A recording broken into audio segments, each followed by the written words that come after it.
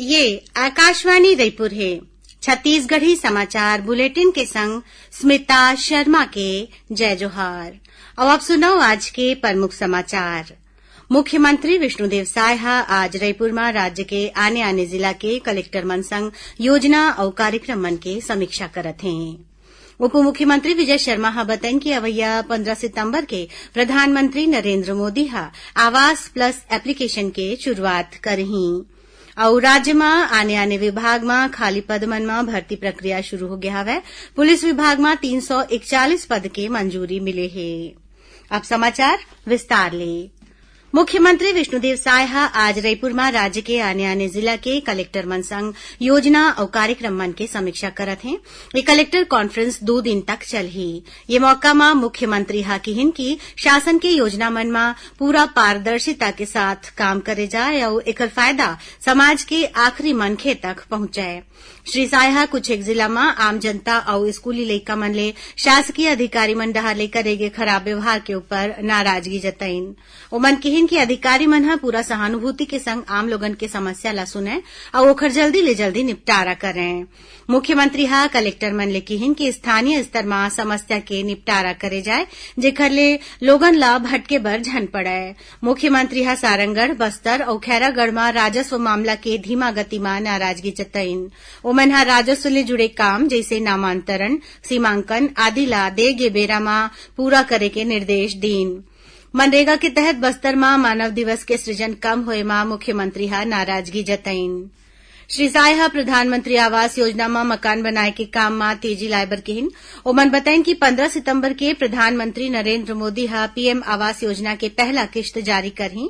मुख्यमंत्री स्वास्थ्य योजना मन के स्थिति के समीक्षा करत गरियाबंद जिला के सुपेबेड़ा में किडनी के बीमारी ला रोके बर कदम उठाए के और जरूरी होए में दिल्ली ले विशेषज्ञ बुला के मदद ले जाए के बात केहिन।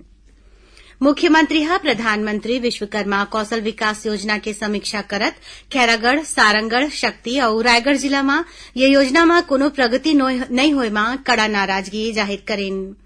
स्वास्थ्य विभाग के समीक्षा के दौरान मुख्यमंत्री आयुष्मान पंजीयन के काम ला सबो जिला में अवैया 6 महीना के भीतर 100% पूरा करे के निर्देश दीन। संगे संग जौन पीएम जन औषधि केंद्र अभी चलत नहीं है ओमन ला जल्दी शुरू करे बर और हर जिला में डायलिसिस के सुविधा देवाए बर निर्देश दीन। शिक्षा विभाग के समीक्षा के दौरान मुख्यमंत्री सुकमा और बलरामपुर जिला में साइकिल वितरण नहीं होए में नाराजगी जताइन। ओमन किहिन की ऐसन लापरवाही बर्दाश्त नहीं करे जाही। श्री साय किहिन की सत्र शुरू होते 60 साइकिल वितरण हो जाना चाहिए। जर्जर स्कूल के हालत ऊपर चिंता जतावत मुख्यमंत्री निर्माण काम में खराबी के जांच करके संबंधित ठेकेदार मन के खिलाफ कड़ा कार्रवाई करे के निर्देश दीन है। मुख्यमंत्री समाज कल्याण विभाग के काम के समीक्षा के दौरान दिव्यांग मन बर विशेष स्कूल और अस्पताल के बारे में अवैया 6 महीना में योजना तैयार करे के निर्देश दीन है। प्रधानमंत्री नरेंद्र मोदी की अध्यक्षता में काली केंद्रीय मंत्रिमंडल की बैठका में कतकोन बड़े फैसला लेगीस। एमा 70 बछर और ओखर ले ज्यादा उम्र के सब्बो वरिष्ठ नागरिक मन ला आयुष्मान भारत प्रधानमंत्री जन आरोग्य योजना में शामिल करना, प्रधानमंत्री ग्राम सड़क योजना के 4था चरण ला मंजूरी देना, मौसम मिशन योजना और 38,000 ले ज्यादा इलेक्ट्रिक बस ला संचालित करना जैसन योजना शामिल है। केंद्रीय सूचना और प्रसारण मंत्री अश्विनी वैष्णव बताएं कि आयुष्मान भारत प्रधानमंत्री जन आरोग्य योजना में वरिष्ठ नागरिक मन ला 5 लाख रुपया तक के निःशुल्क इलाज के सुविधा मिलही। बैठका में मौसम और जलवायु संबंधी जानकारी बर केंद्रीय मंत्रिमंडल मिशन मौसम योजना ला मंजूरी दीस। राज्यपाल रमेन डेकाला आज राजभवन में छत्तीसगढ़ स्काउट गाइड डहरले मुख्य संरक्षक अलंकरण बैज लगा के सम्मानित करेगी। राज्यपाल ला संस्था के पदाधिकारी मन भारत स्काउट गाइड के राष्ट्रीय मुख्यालय ले मिले बैज ला पहिरइन और स्मृति चिन्ह भेंट करिन। राजभवन में राखे गए कार्यक्रम में राज्यपाल किहिन की स्काउट गाइड के समाज के बड़े भूमिका है। ओमन किहिन की ज्यादा ले ज्यादा लइका मन ला स्काउट गाइड ले जुड़ना चाहिए जेखर ले ओमन में अनुशासन और देशभक्ति के भावना ला बढ़ावा मिलही। छत्तीसगढ़ी समाचार बुलेटिन आप मन आकाशवाणी रायपुर ले सुनत हओ। छत्तीसगढ़ के खबर ले है आपके वास्ता और खबर के विश्वसनीयता ले है हमार वास्ता। आकाशवाणी समाचार रायपुर के प्रादेशिक समाचार बुलेटिन के संगे संग हमार समसामयिक कार्यक्रम आप रेडियो के संग अपन मोबाइल में घलो सुन सकत हो। आकाशवाणी समाचार फेसबुक, ट्विटर और यूट्यूब में घलो हावय। हमार फेसबुक पेज हरे Chhattisgarh news on AIR, Twitter handle CGAIR news और हमार यूट्यूब चैनल हरे छत्तीसगढ़ AIR न्यूज। तो अब रेडियो के संगे संग आपके मोबाइल के माध्यम ले हम आप तक पहुंचत हन। छत्तीसगढ़ के हर खबर पर सुनत रहो आकाशवाणी समाचार। अब आगू बढ़बो बाँचे समाचार को ती। ओडिशा में बने हीराकुंड बांध के डुबान क्षेत्र में अवैया छत्तीसगढ़ के गांव मन ला बाढ़ ले बचाए खातिर मुख्यमंत्री विष्णुदेव साय हा ओडिशा के मुख्यमंत्री मोहन चरण मांझी ले चर्चा करीन है। ओमन हा ओडिशा के मुख्यमंत्री ले हीराकुंड बांध ले पानी छोड़े के अनुरोध करीन, जेकर ले रायगढ़ जिला के गांव में बाढ़ के आशंका झन रहा है। एकर बाद ओडिशा के मुख्यमंत्री हा तुरते अधिकारी मन ला हीराकुंड बांध ले पानी छोड़े के निर्देश दीन है। 75 दिन तक चलैया ऐतिहासिक बस्तर दशहरा पर्व के आयोजन के संबंध में मुख्यमंत्री विष्णुदेव साय हा काली रायपुर में समीक्षा बैठक लीन। ये दौरान ओमन किहिन की बस्तर दशहरा पर्व की गरिमा के अनुसार कार्यक्रम कराया जाए।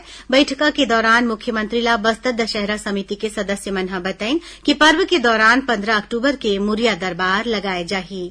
उन्हें बस्तर दशहरा ला भव्य रूप दे जाए बर बस्तर मड़ई, सोशल मीडिया इन्फ्लुएंसर्स मीट, एक पेड़ बस्तर के देवी देवताओं के नाम, बस्तर टूरिस्ट सर्किट, दसरा पसरा, नगरगुड़ी tent city, tourism travellers operator meet, देवसराय और स्वच्छता पखवाड़ा जैसन आने कार्यक्रम कराए जाही।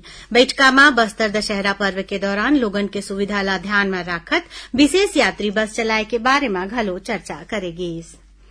उप मुख्यमंत्री विजय शर्मा हा बताएं कि अवैया 15 सितंबर के प्रधानमंत्री नरेंद्र मोदी हा आवास प्लस एप्लीकेशन के शुरुआत करही। ये मौका में प्रधानमंत्री हा रायपुर के इंडोर स्टेडियम में रखे गए कार्यक्रम में वर्चुअल रूप में जुड़ के करीबन 5.5 लाख पात्र नागरिक मन के खाता में प्रधानमंत्री आवास योजना के पहला किस्त जारी करही। ये कार्यक्रम ला मुख्यमंत्री विष्णुदेव साय घलो संबोधित करही। श्री शर्मा हा बताएं कि आवास प्लस सूची में ये निश्चित करे जा सकी कि जौन पात्र मन अभी तक छूटे हैं उनखर मन के नाव 15 सितंबर के बाद जोड़े जा सके। उप मुख्यमंत्री हा पात्रता के नवा नियम के जानकारी घलो दिन। ओमन बताइन कि प्रदेश में भाजपा के सरकार बने के बाद करीबन 2 लाख नवा प्रधानमंत्री आवास के निर्माण काम पूरा हो गया है, जिकर गृह प्रवेश घलो 15 सितंबर के कराए जाही। अवैया 1-2 महीना में बाकी बाँचे करीबन 9.5 लाख नागरिक मन ला घलो प्रधानमंत्री आवास योजना के किस्त दे जाही। राज्य में आने विभाग मन में खाली पद मन में भर्ती प्रक्रिया शुरू हो गया है। पुलिस विभाग में खाली पद में भर्ती बर वित्त विभाग डहाले 341 पद के मंजूरी मिले है, जेमा सबले ज्यादा 278 पद सब इंस्पेक्टर के हवै। उन्हें 19 पद सूबेदार के, 11 पद उप निरीक्षक विशेष शाखा के और 14 पद प्लाटून कमांडर संग्रह आने विभाग में 19 ठन पद में उप निरीक्षक के भर्ती करे जाही। स्वास्थ्य विभाग प्रदेश के शासकीय चिकित्सा महाविद्यालय के सीनियर रेसिडेंट और प्रदर्शक, सहायक प्राध्यापक, सह प्राध्यापक और प्राध्यापक के वेतन में बढ़ोतरी के आदेश जारी करेन है। ये आदेश 1 सितंबर ले राज्य के शासकीय मेडिकल कॉलेज पर प्रभावी होही। उन्हें शासकीय चिकित्सा महाविद्यालय के संविदा चिकित्सक मन के वेतन में घलो बढ़ोतरी करेगे है।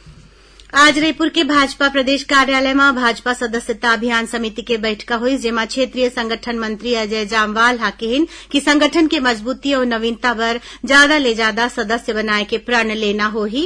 ये भाजपा संगठन के महापर्व है, जेमा सबो जन के सहभागिता जरूरी है। ओमन कहिन की केंद्रीय संगठन हा जौन लक्ष्य राज्य बर तय करे है ओला पूरा करे बर सबो जन ला समाज के आखिरी मनखे तक पहुंच के सदस्यता अभियान ला बढ़ाना होही। आखिर में प्रमुख समाचार एक गांव फेर मुख्यमंत्री विष्णुदेव साय आज रायपुर में राज्य के आने जिला के कलेक्टर मन संग योजना और कार्यक्रम मन के समीक्षा करत हैं। उप मुख्यमंत्री विजय शर्मा हा बताइन कि अवैया 15 सितंबर के प्रधानमंत्री नरेंद्र मोदी हा आवास प्लस एप्लीकेशन की शुरुआत करही और राज्य में आने विभाग में खाली पद मन में भर्ती प्रक्रिया शुरू। एकरे संग छत्तीसगढ़ी समाचार बुलेटिन यहीं से रावत है। जय जोहार।